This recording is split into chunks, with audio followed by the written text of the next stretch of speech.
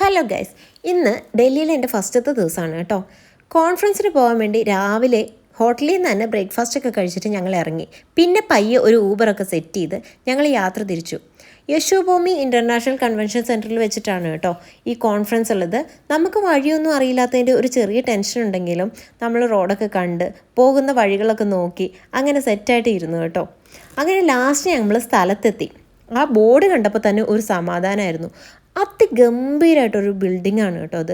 ഭയങ്കര രസമാണ് ആ ബിൽഡിംഗ് പണിത് വെച്ചിരിക്കുന്നത് കാണാൻ വേണ്ടിയിട്ട്.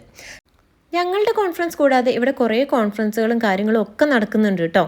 ഞങ്ങൾ ചെന്നപ്പോൾ തന്നെ അവിടെ ഒത്തിരി തിരക്കുകളും കാര്യങ്ങളും വണ്ടികളും ഒക്കെ ഉണ്ടായിരുന്നേ. പിന്നെ പയ്യെ ഞങ്ങൾ അവിടെ ഇറങ്ങി എവിടെയാണ് ഞങ്ങളുടെ കോൺഫറൻസ് നടക്കുന്നത് എന്നൊക്കെ തപ്പി കുറച്ചു നേരം നടന്നു കേട്ടോ. അവസാനം ഞങ്ങളുടെ ബോർഡ് എഴുതി വെച്ചിരിക്കുന്ന സ്ഥലത്തെത്തി. അവിടെ നിന്ന് അകത്ത് പോയി അങ്ങനെ നടന്നപ്പോഴാണ് നമ്മൾ പോകുന്ന ബിൽഡിങ്ങിൻ്റെ ആ ഗ്ലാസ് കാണാൻ ഭയങ്കര ഭംഗിയായിട്ട് എനിക്ക് തോന്നിയത്. ഞാൻ അവിടെ നിന്ന് എടുത്ത ചെറിയ വീഡിയോ ആണ് കേട്ടോ. രജിസ്ട്രേഷനൊക്കെ ഓൾറെഡി കഴിഞ്ഞായിരുന്നു. അത് കഴിഞ്ഞപ്പോൾ ആനയ്ക്ക് നെറ്റിപ്പട്ടം കിട്ടുന്ന പോലെ ഒരു ID ബാൻഡും കിട്ടി. എനിക്ക് തീരെ ഇഷ്ടമായില്ല കേട്ടോ.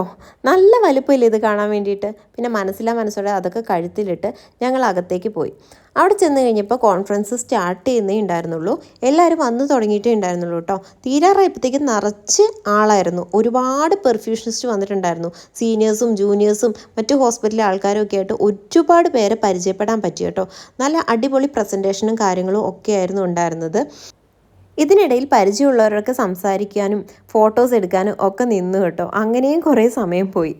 അത് കഴിഞ്ഞിട്ട് ഓരോ ഡെമോയും അല്ലാതെ കുറേ പുതിയ മിഷൻസും കാര്യങ്ങളും ഒക്കെ അവിടെ വെച്ചിട്ട് ഓരോ കമ്പനിക്കാർ നിൽപ്പുണ്ടായിരുന്നു.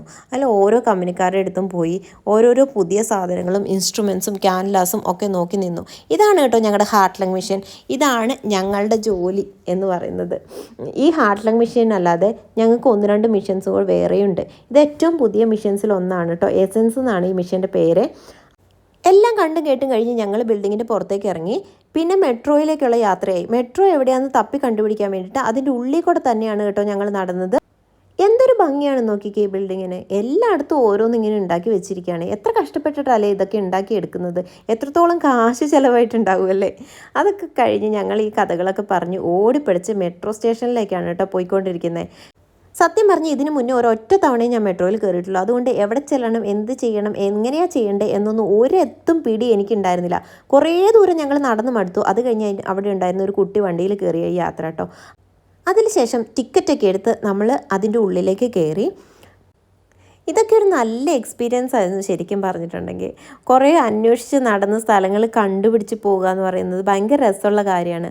അവസാനം മെട്രോയിൻ്റെ അകത്ത് കയറി ഞങ്ങൾ ഇരുന്ന് കേട്ടോ. അപ്പോഴാണ് നമുക്ക് ഓരോ സ്ഥലവും വ്യക്തമായിട്ട് അവർ കാണിച്ചു തരും. ഏത് സ്റ്റോപ്പാണ്, ഇനി നെക്സ്റ്റ് സ്റ്റോപ്പ് ഏതാണ് എന്നൊക്കെ നമുക്ക് നോക്കി അവിടെ കറക്റ്റ് ഇറങ്ങാനൊക്കെ നമുക്ക് പറ്റും. മെട്രോ ശരിക്കും ഒരു ബുദ്ധിമുട്ട് അല്ല എന്ന് എനിക്ക് അപ്പോഴാണ് മനസ്സിലായത്.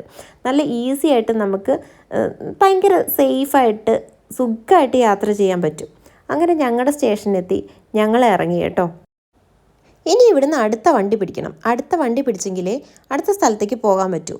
പിന്നെ ഞങ്ങൾ സൈക്കിൾ റിക്ഷ കയറിയിട്ടുണ്ടായിരുന്നില്ല. അപ്പോൾ എനിക്ക് സൈക്കിൾ റിക്ഷ കയറണമെന്ന് ഭയങ്കര ആഗ്രഹമായിരുന്നു. എനിക്ക് മാത്രമല്ല കൂടെയുള്ളവർക്കും അങ്ങനെ തന്നെയാണ്. അങ്ങനെ ലാസ്റ്റ് ഞങ്ങൾ സൈക്കിൾ റിക്ഷയിലൊക്കെ കയറി അടുത്ത സ്ഥലത്തിലേക്ക് വെച്ച് പിടിക്കുകയാണ് കേട്ടോ. അക്ഷർധാം കാണാനുള്ള ഓട്ടപ്പാച്ചിലാണ്. അക്ഷർധാം അറിയപ്പെടുന്നത് സ്വാമിനാരായണ അക്ഷർധാം എന്നുകൂടിയാണ് കേട്ടോ. ഇവിടെ ഫോട്ടോഗ്രാഫിയും വീഡിയോഗ്രാഫിയും ഒന്നും നടക്കില്ല. അതുകൊണ്ട് നല്ല ഭംഗിയായിട്ട് അത് കണ്ട് ആസ്വദിച്ചതിന് ശേഷം വീണ്ടും കോൺഫറൻസിന് ഞങ്ങൾ പോയിട്ടോ. നൈറ്റ് പരിപാടിയുണ്ട്, നൈറ്റ് പാർട്ടി ഉണ്ട്. അപ്പം നൈറ്റ് പാർട്ടിക്ക് വേണ്ടിയിട്ട് ഞങ്ങൾ അവിടേക്ക് തന്നെ തിരിച്ചു വന്നു. അവിടെ വന്ന് നല്ല ലൈറ്റും സെറ്റിങ്സും ഒക്കെ ആയിരുന്നു. അടിപൊളി ഫുഡും ആയിരുന്നു കേട്ടോ. ആ മുന്നിൽ പോകുന്ന സപ്നേച്ചിയാണ്. സപ്നേച്ചിയുടെ മോനാണ് കേട്ടോ. സപ്നേച്ചി അമല ഹോസ്പിറ്റലിലെ പെർഫ്യൂഷനിസ്റ്റാണ്. എൽഡേ ഉണ്ടായിരുന്നു കേട്ടോ കൂടെ.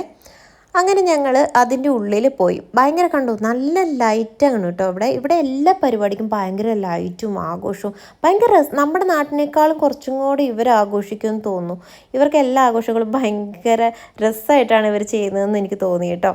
അതിൻ്റെ ഉള്ളിൽ ചെന്നപ്പോഴും ഭയങ്കര സെറ്റിങ്സും കാര്യങ്ങളൊക്കെ നന്നായിട്ടുണ്ടായിരുന്നു. നല്ല ഫുഡും ആയിരുന്നു. ഒരുപാട് ഫുഡ് ഐറ്റംസ് ഉണ്ടായിരുന്നു കേട്ടോ. എല്ലാം ഉണ്ടെങ്കിലും എൻ്റെ കണ്ണ് പെട്ടത് അവിടെ ഉണ്ടായിരുന്ന പാനിപ്പൂരിയിലാണ്. അവിടെ പാനിപ്പൂരിയൊക്കെ വെച്ചിട്ടുണ്ടായിരുന്നു. അവിടെ പോയി ആവശ്യത്തിന് പാനിപ്പൂരി കഴിച്ച് ആദ്യം അങ്ങ് വയറ് നിറച്ചു. പിന്നെ മര്യാദയ്ക്കൊന്ന് ഫുഡ് കഴിക്കാൻ പോലും പറ്റുന്നുണ്ടായിരുന്നില്ല സത്യത്തിൽ. ഒത്തിരി വെറൈറ്റി ഫുഡ് കണ്ടാലും എനിക്കങ്ങനെ അധികം കഴിക്കാൻ പറ്റാറില്ല. പിന്നെ എല്ലാത്തിൽ നിന്നും കുറച്ചൊക്കെ എടുത്ത് ടേസ്റ്റൊക്കെ ചെയ്ത് നോക്കി ഞങ്ങൾ സെറ്റായി. റൂമിലേക്ക് പോകണം, ഇല്ലെങ്കിൽ നാളത്തെ കോൺഫറൻസ് അറ്റൻഡ് ചെയ്യാൻ പറ്റില്ല. ഇപ്പം തന്നെ ഓൾറെഡി ലേറ്റാണ്. ഉറക്കമൊന്നും ശരിയായില്ലെങ്കിൽ നാളത്തെ കാര്യം പോക്കായിരിക്കും. നാളെ കുറച്ച് സ്ഥലങ്ങൾ കൂടി കാണാൻ പോകാനും ഉണ്ട്. അപ്പോൾ പയ്യെ റൂമിലേക്ക് തിരിച്ചു. ബാക്കി വിശേഷങ്ങൾ അടുത്ത വീഡിയോയിൽ പറയാം കേട്ടോ. ബൈ.